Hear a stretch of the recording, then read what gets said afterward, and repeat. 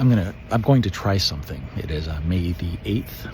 I'm going through the emails and I realize everything is on the website, everything is in the movie, but I've never actually read the emails. So I'm going to just go over some of the email evidence I have about, proving that the Ford government is removing black workers from the civil service, and show you how systemic racism is working and how they are just putting roadblocks in the way so that reports of racism can't be dealt with. So I'm put together a little slide and I'm going to read through it, and then I'm going to cut this in with the slides later just so that you can see what I'm reading as I'm reading. But I have an email. It starts off with an email that I sent to John Fraser on February the 16th.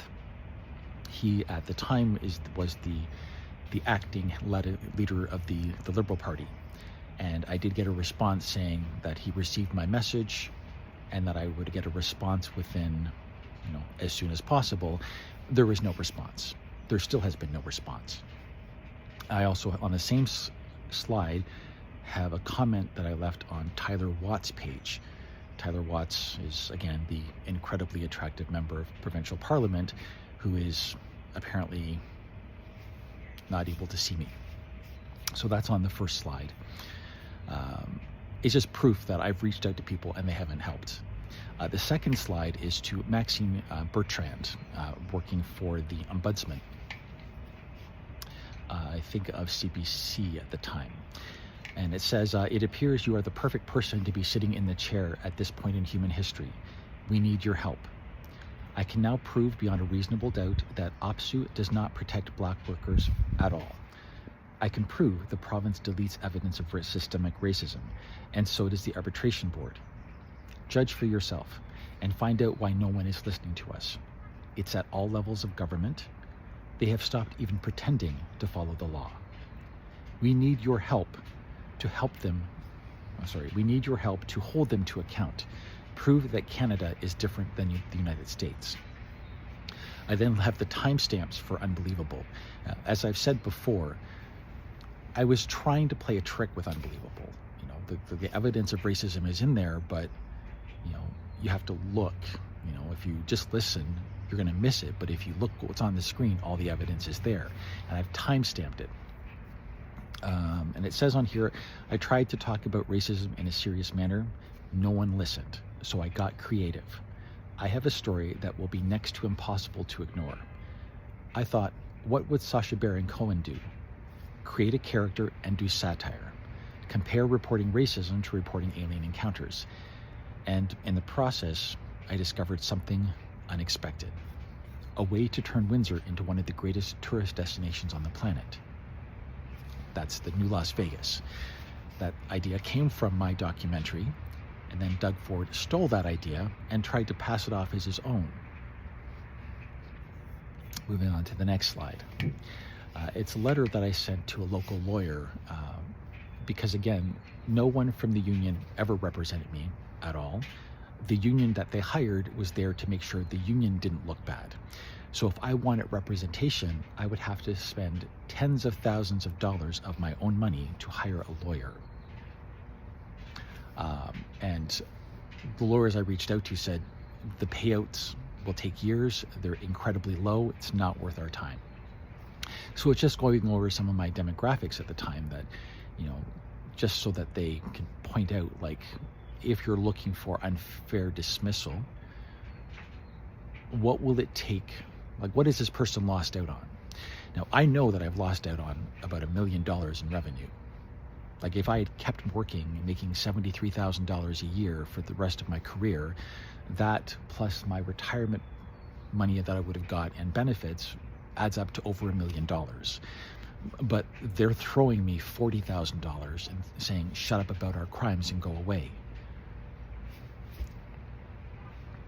Anyway, the summary of the case says, I was fired for speaking out about anti-black racism.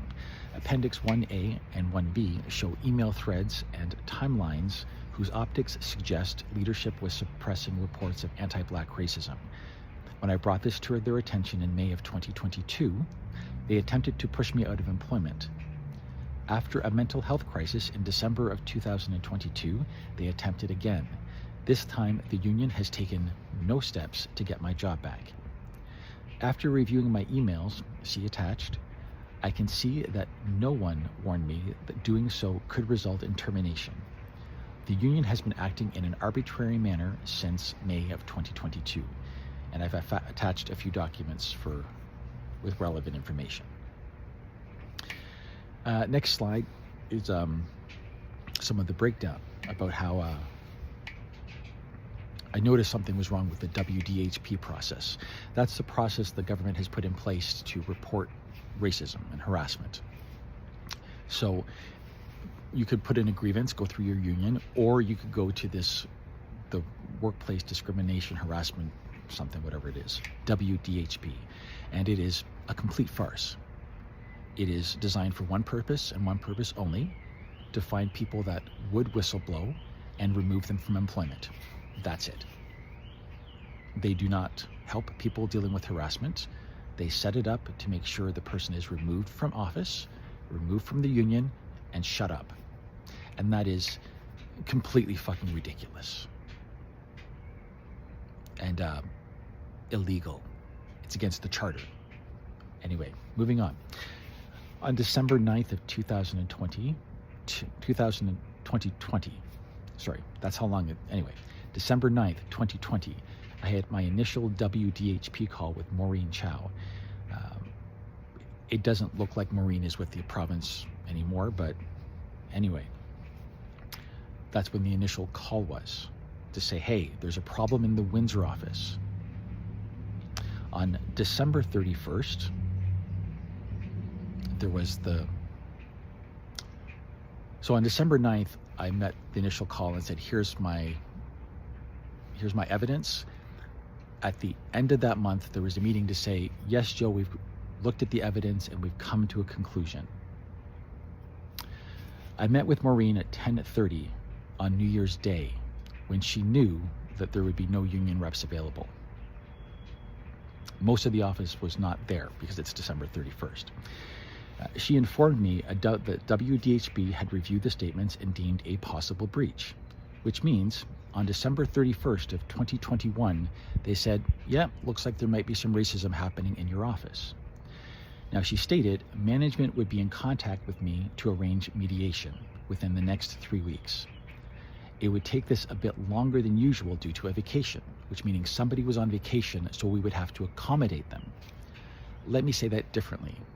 Joseph, yes, you're dealing with racism, but put up with it with 3 more weeks because someone has gone on vacation and we just can't handle it, so you'll have to wait. At that point, I asked if mediation was the only option, as it had already been attempted, because again, I'd been dealing with racism for years.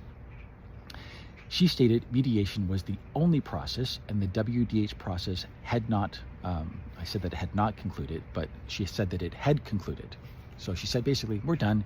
Looks like there's racism here, moving on. She stated if mediation failed, I could reapply through the WDHP. So they said, yes, racism is happening. Go talk to your manager. If you can't work it out, try us again. That's not necessary. That's an unnecessary step, because they've proven racism is happening with my manager, so my manager shouldn't be mediating.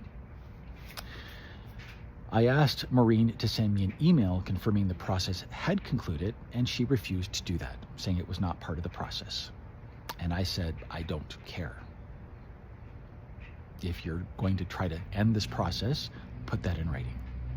Now, on January 4th of 2022, I received an email from Leanne Evans at Human Resources inquiring about putting the respective grievance on abeyance until the WDH process had completed. Now, since Maureen had told me that the process had already been completed, I emailed Maureen for an update. Because if the process was complete, why was the union not aware that the process had been completed? The optics suggest Maureen just hoped I would believe that it ended and just let it go. But I had to email back Maureen and say, hey, I thought this was ended. Can you please contact Leanne at Human Resources and find out what's going on? Maureen responded the same day, stating the WDH process would remain ongoing until after mediation, which again is the exact opposite of what she said before. She stated that if mediation failed, the onus would be on me to reach out and reapply through the WDHP process, which again is complete fucking bullshit. That's unnecessarily hard. I emailed Maureen asking for a follow-up on January 25th, asking, because it had been 3 weeks had passed since our December 31st call, there had been no contact. And I asked at this time for a confirmation of timelines and expectations, because again, it's already been, on December 31st, she said, yes, you're dealing with racism. So on January 25th, I said, well, what are we going to do about it? When can I expect the next step? Maureen responded the same day, stating the delay was caused by management reaching out to her to schedule a meeting to discuss the process of mediation, which means management didn't know what the next step was, so WDHP put everything on halt. They stopped everything until management was comfortable moving forward. Again, the same management that they've already said is being racist, they're accommodating anyway. She apologized and stated management would reach out to me, and that was on January 25th. On February 4th of 2022, there was still no contact from management, so I reached out to Maureen again. She stated management had not reached out as they had made changes in the resolution option to external review. And I had not been made aware of the change. So basically, management got together with the WDHP. They made a couple decisions, changed the timeline, but forgot to tell me, the person that was talking about racism. She stated part of the reason for the extended time was a concurrent update to the external investigation documents. She stated she had scheduled a meeting with management by the end of the week to go over the documents, which basically means they were filling out forms and they were just going to take long. They would be in contact with me soon. And on February 25th, with still no contact from management, I reached out to Maureen again. At that time, I did not have information on the steps involved in the WDH process, nor any information on expected timelines. Saying that differently. So on December 31st, they said, yes, Joe, it looks like you're dealing with racism. And by the end of February, I still didn't know what they were going to do about it, or when they were going to do anything about it after 2 months. On March 1st, Melissa emailed an apology about the delay, as she had worked to schedule appropriate meetings. That was Melissa Kersey, my former manager's manager. She stated I would hear from her in the future regarding next steps, but I did not hear again from Melissa until I reached out to Jody Warner on May of 13th, 2022. Say that differently. So on March 1st, I got an email from Melissa Kersey saying, sorry, Joe, it's been a delay. I'm going to schedule a whole bunch of meetings for us so they're all done all at once, and I'll be in touch with you soon. But I didn't hear back from her again until May 13th, until after I'd already talked to the head of the WDHP. On March 24th, I received the first draft of the Statement of Allegations. Okay, so the Statement of Allegations is, I've put in writing, here's what's happening to me. Then the WDHP does their magic trick where they put it all together and say, here's what we think you've said. We've taken what you put and we put it into a new report. That's what they did, and that took them about 3 months to do. When I received the document, Maureen stated I could make any changes I saw required. I had not been provided any information on what the form was or its purpose. Neither was a sample nor a guideline attached. So they said, make any changes you need to, but they didn't tell me what the form was supposed to look like or how to fill it out. I noticed it had removed all mention of unequal punishments and disciplinary action. It had removed all mention of unequal punishments and disciplinary action. I asked why they were not using the verbiage from the original form, and she, Maureen, stated it was a summary and I could include dates of each incident, stated it was a summary and I should include dates of each incident and I could provide, my God, I'm sorry, I'm stumbling. It's on the screen. I asked why we were not using the verbiage from the original form. She stated it was a summary and should include dates of each incident, and I could provide more detail if I wanted. So I provided a very lengthy email with the dates, the times, the emails, and all of that.